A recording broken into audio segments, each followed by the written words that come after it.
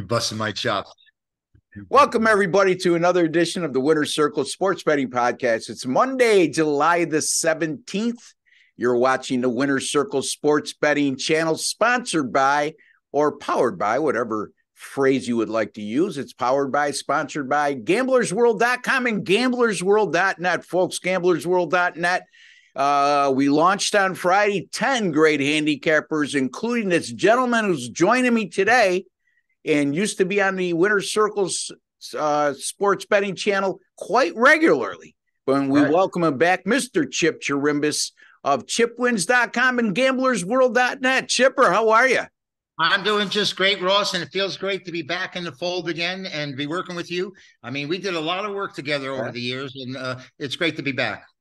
And it's great to have you back, Chip. And, you know, if you go to gamblersworld.net right now, it's only a short sample size, but Mr. Chip Chirimbus is at the top of the leaderboard. Yeah. So nothing new there, folks. I know, again, we've only been on since Friday, but somebody's got to take the lead. And Chipper said, nobody else wants it. I'll take it. That's right.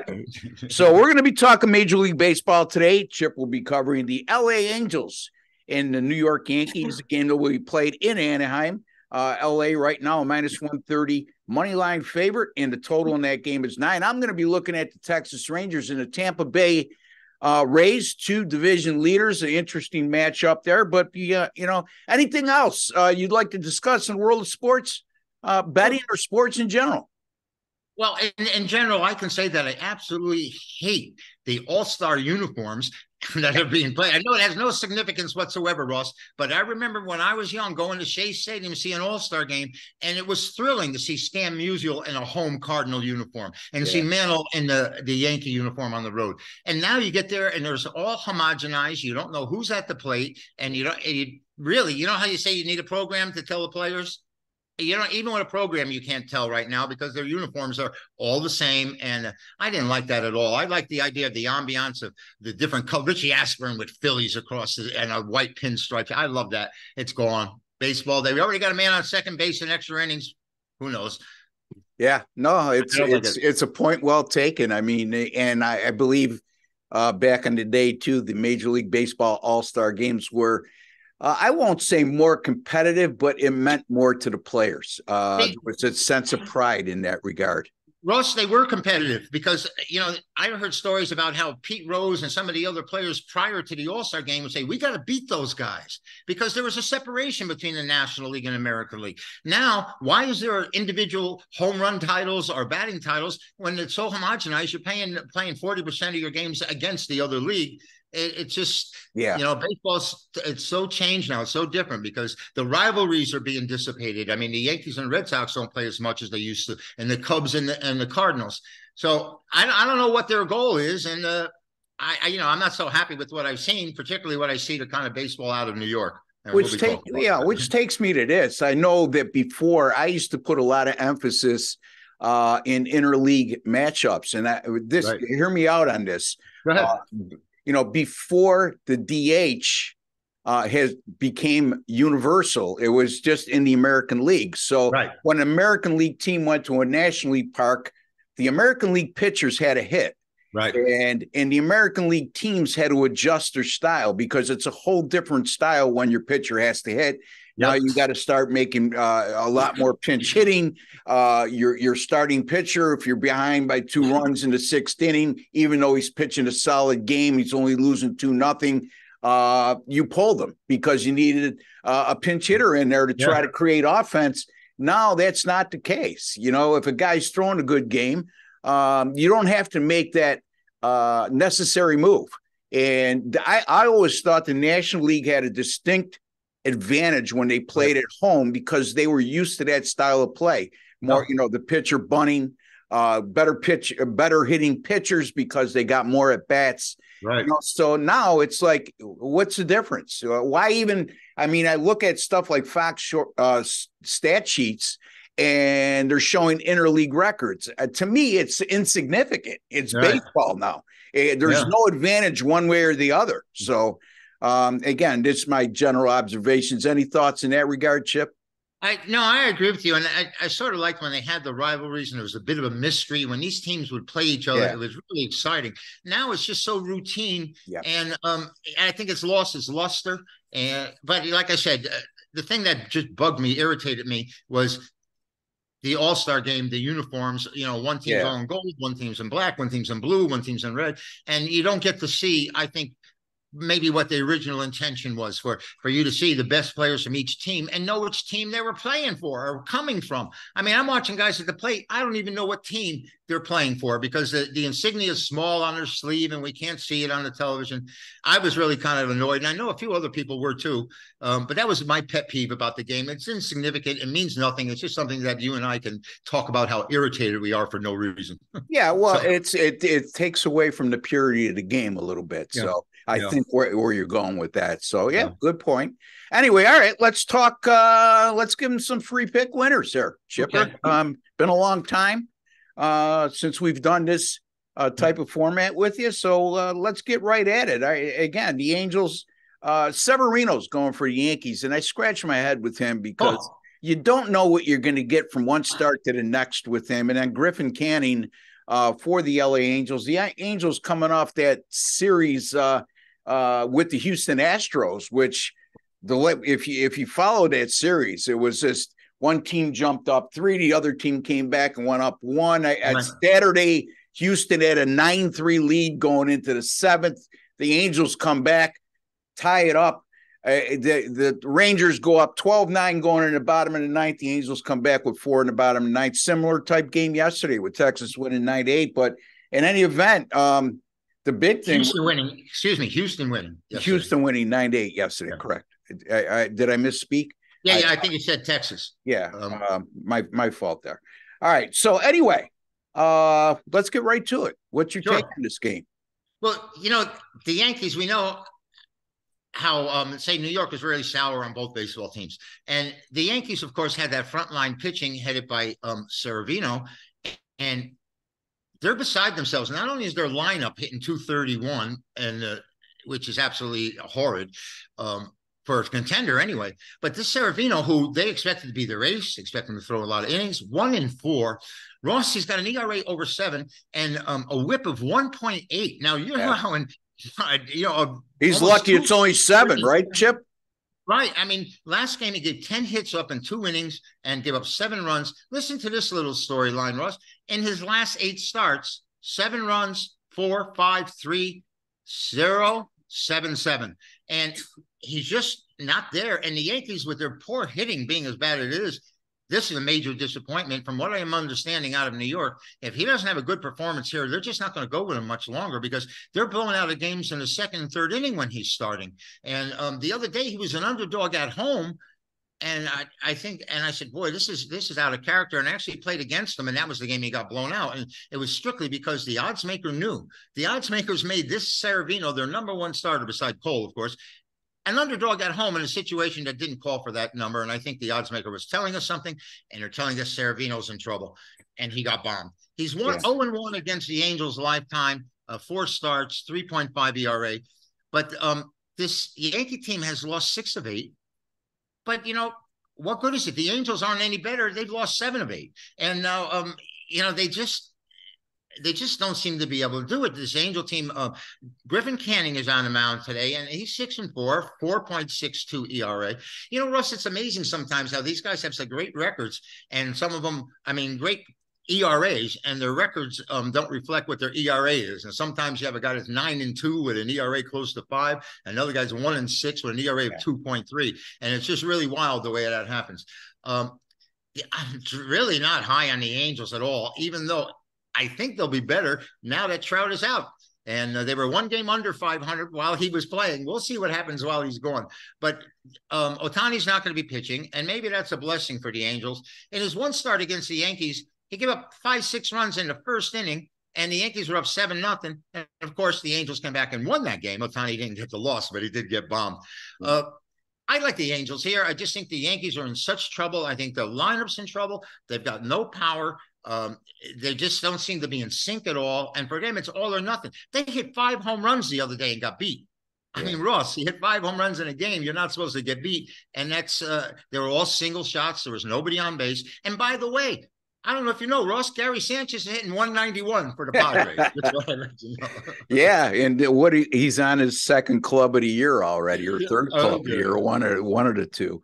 Anyway, yeah, I agree with you, Chip. I mean, and what's even more concerning is the Yankees bullpen, which has been tremendous for the better part of the year. And then, yesterday, for example, they go up 7-5 and in the top of the 11th, and they give up 3 in the bottom of the 11th to lose to Colorado 8-7 with Cole on the mound and facing the starting pitcher, Chase Anderson, who went into that game in his last 4 starts preceding that start yesterday. He was over 18 with his ERA. They did score 7 runs. Okay. But, those are the games they got to win against Colorado. But the bottom line is the way this team was constructed, meaning the New York Yankees, and I've discussed this with several people, not only yourself, but several other the handicappers on the show. It's just there's too many holes in the lineup, as you alluded to, especially with Judge out of the lineup, a lack of power. Stanton once in a while will hit a 480-foot home run, and then he disappears for 6 or 7 games, so. Russ, they really don't play good baseball. I mean, you watch the team. I watch them intensely, and they're not a playoff caliber team. They just don't have it. Like I said, you've got 5 guys hitting under 231 on a team, and 3 of them are hitting under 200. And these are your starters. They're sticking with Donaldson hitting 141. And, Sanchez just got 3 hits in the last 6 games, so he brought his average over 500. I mean, over 200. But they've got too many holes, like we said, and they don't play good baseball. They really make a lot of mental and physical errors out there. They're just not a championship caliber team. And the only reason they're staying there is because you said their bullpen has been great, and some of their frontline pitching has been decent. But without Judge, I think they're in serious trouble. And he's so brittle; he just seems to get injured, 1 month after another. And keeping him healthy is important to them, and we know he's not right now. Yeah, it's a shame because I think any baseball fan, regardless if your allegiance is to the New York Yankees or not, even other teams, Mike Trout being out of the lineup, we want to see those players play, and I mean, I think that's a little bit of a stretch to say they're better without him, but I know where you're going with that. You're joking. But yeah, so we'll see. I mean, so you're taking the LA Angels minus 130 over the New York Yankees. And look, you're talking about a team they went into the series against Houston having lost 10 of 11. And I believe they lost 2 of 3 in that series. So what is that? 2 and 12 and 14. Yeah, 2 and 14 or something like that. 2 and 13, whatever. So the bottom line is the Yankees right now, when you see them come up as an underdog against a team that's gone 2 and 12 in their last 14 games, that's not a good sign. They're luring you in to try to get you to take the Yankees.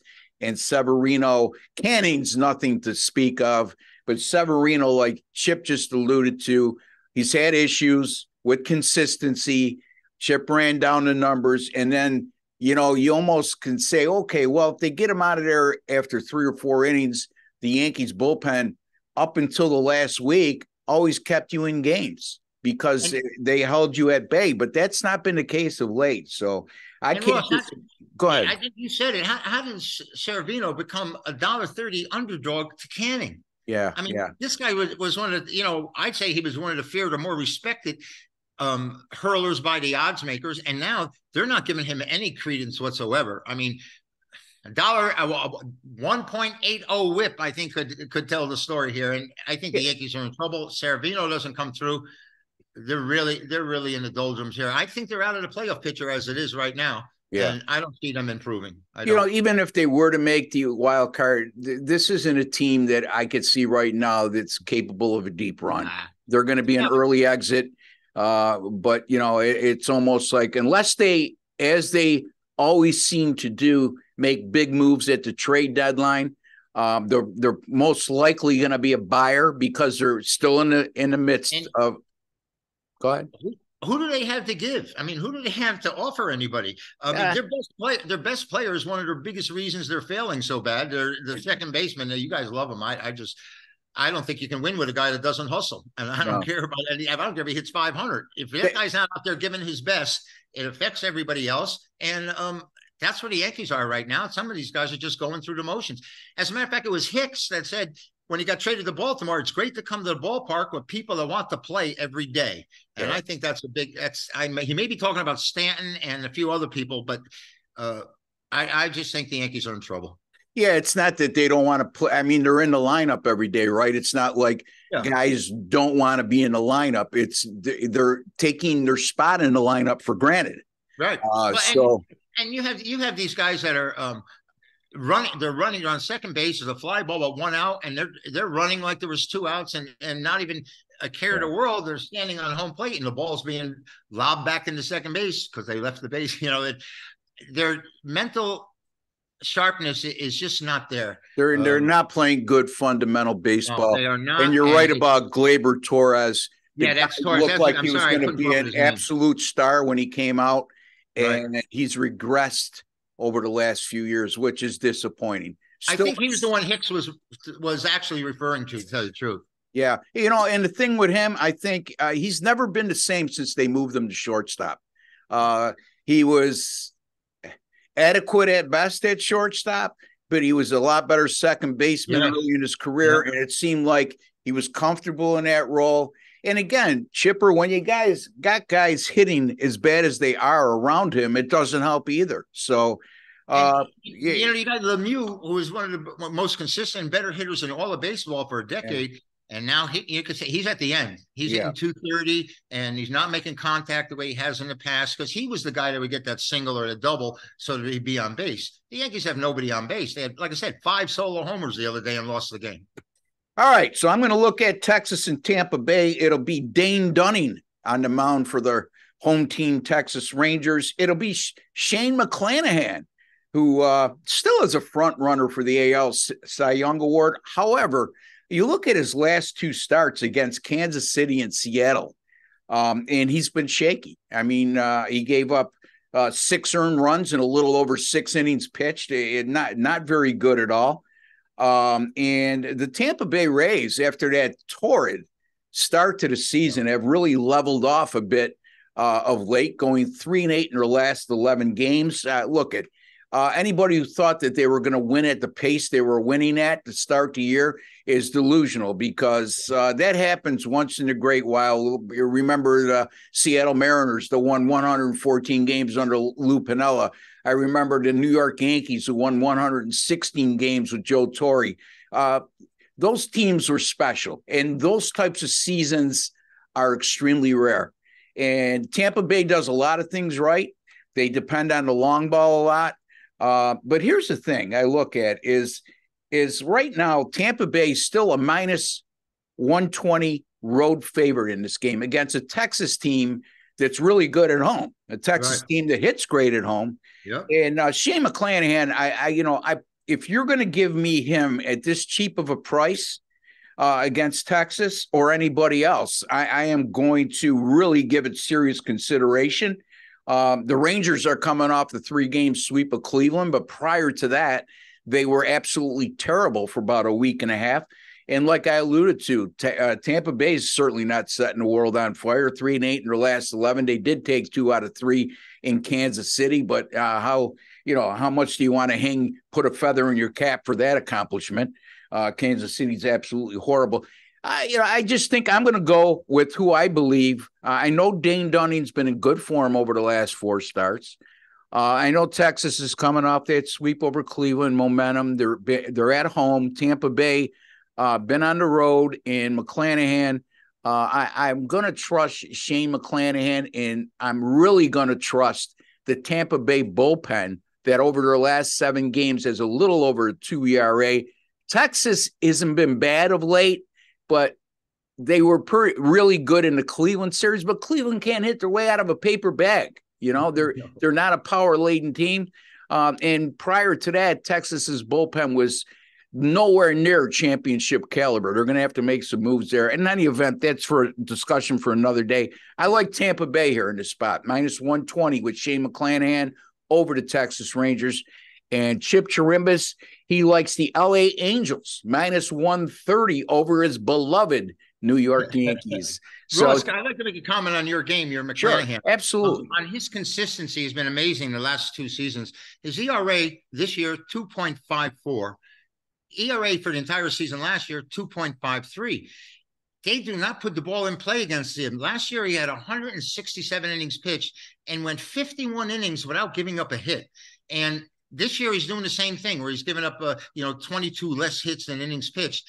And I think his consistency is the reason I would like Tampa as well. And like you said, Dunning has done outrageous 8-2, but he's got a lot of support so far. Yes, run support, correct. And Texas, we like them, boy. We know they're scoring runs like crazy, aren't they? But they're going to be up against it today. This McClanahan's been the most impressive pitcher in the American League the last 2 seasons. Yeah, he has. And he's a power pitcher, too.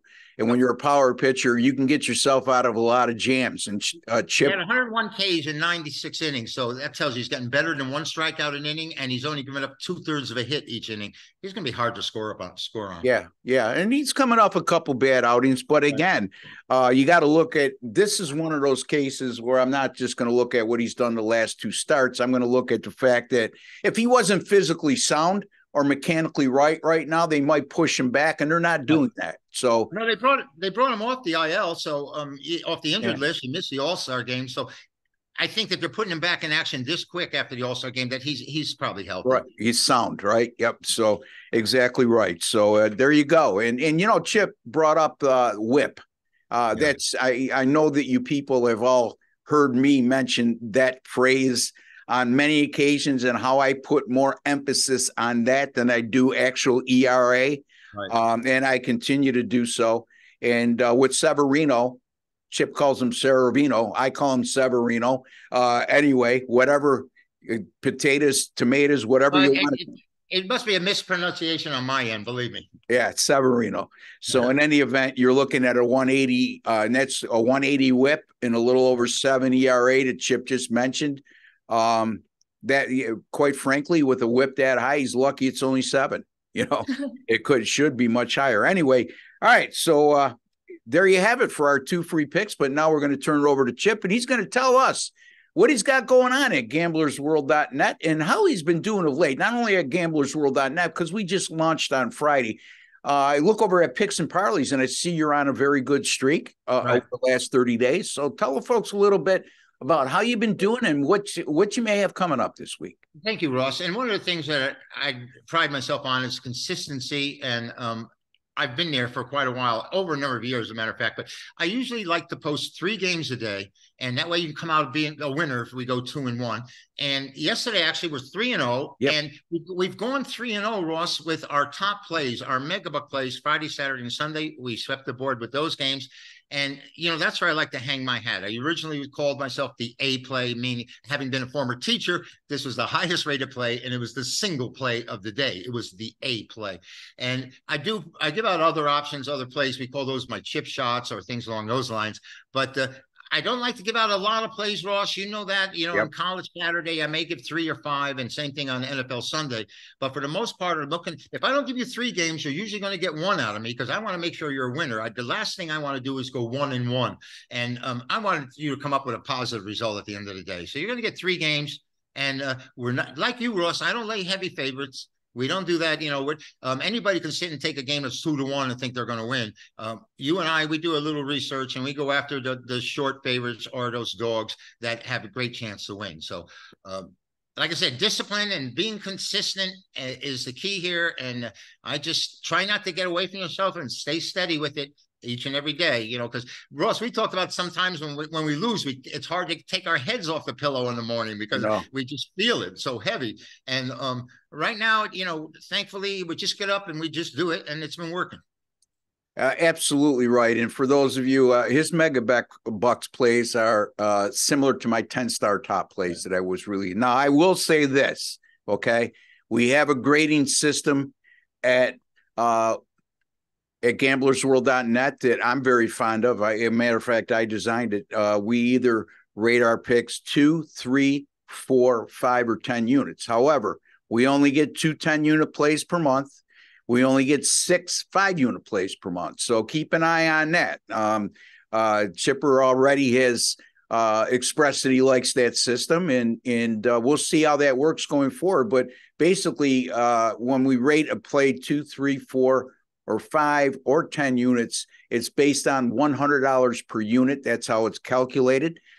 Because in baseball season, as you well know, folks, and if you don't know, win percentage isn't as important as money earned, return on investment. Like Chip just says, 2-to-1 favorites. You could win 2 out of 3 of those, and you're even. You're exactly even. You don't need us for that. So anyway, you could find me at gamblersworld.net as well. I'll have some picks up for Major League Baseball very shortly today. Chip right now has a couple packages up for sale, and you can find us right there. That's gamblersworld.net. Folks, if you have not subscribed to our YouTube channel, I don't know why you wouldn't, because you're watching this, you like sports betting, you're interested in sports betting. It's absolutely free. And we have some of the best handicappers in the country, not only on this channel, but at gamblersworld.net. And don't forget, give us a like at the end of the video. It's just a small token of your appreciation for the efforts that we put forth on this channel to make you the most well-informed sports bettor you possibly can be. Again, I know a lot of you complain when we lose free picks.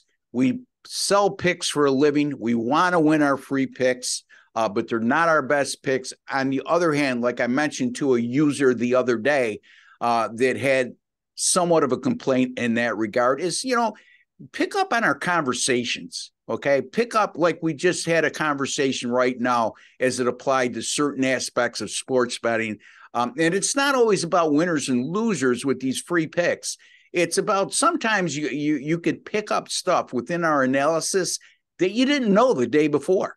And you could use it in your arsenal going forward, or you can just pay us, which is the easiest thing and the best thing to do. And again, you could find both of our pay selections at gamblersworld.net. For Chip Chirimbus and Ross Benjamin, we like to wish each and every one of you all the very best. Take care and God bless, folks.